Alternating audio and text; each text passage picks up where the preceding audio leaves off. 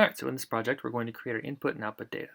So for input data, we're going to count all the words that happen in a review, and then we're going to put them into a fixed length vector, where each place in the vector is for one of our words in our vocabulary. So the first thing we do is we count our vocabulary. Looks like we have 74,000, just over 74,000 words. And we're going to create our empty vector. Now it's generally a good practice to pre-allocate this vector as just something that's empty and then edit it as you go, because one of the most expensive things you can do in computer science is allocate new memory. So we don't want to have to create this new vector from scratch every time that we use it.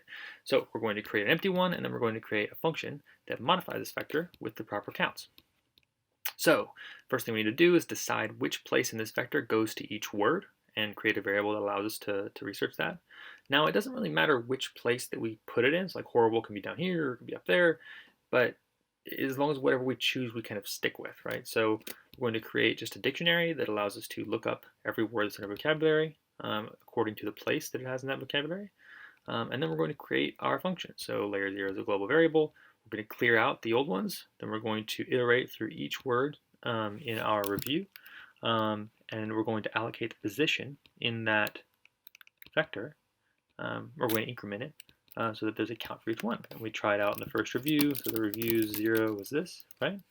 And it looks like it worked. Actually, one of the words, presumably probably the empty one when I tokenized it, happened 18 times. How about that? So get target for label seems to work. So label 0 was positive, and labels 1 I think was negative. Yeah, so it looks like it's working great. So this will work great for us. This is our input and output data set, and I hope that yours created kind of variables that look a lot like this.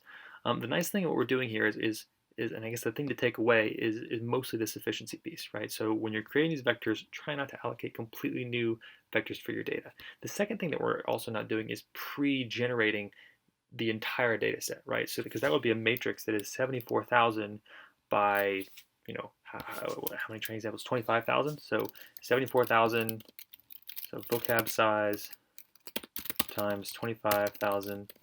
That would be, man, around 2 billion integers, which is just, that's a lot of stuff to store on your machine, when in reality we can populate this pretty easily, and most of them are zeros and they're pretty quickly and easy to generate. So this is just generally good practice for creating your data set without filling up your RAM on your laptop. So that's our input and output data set. Those are kind of the things to watch out for. Don't allocate too much memory at once, and don't create new variables all the time.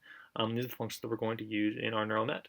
All right, so then the next section, we're going to be talking about how we're going to put this together into a neural network. See you there.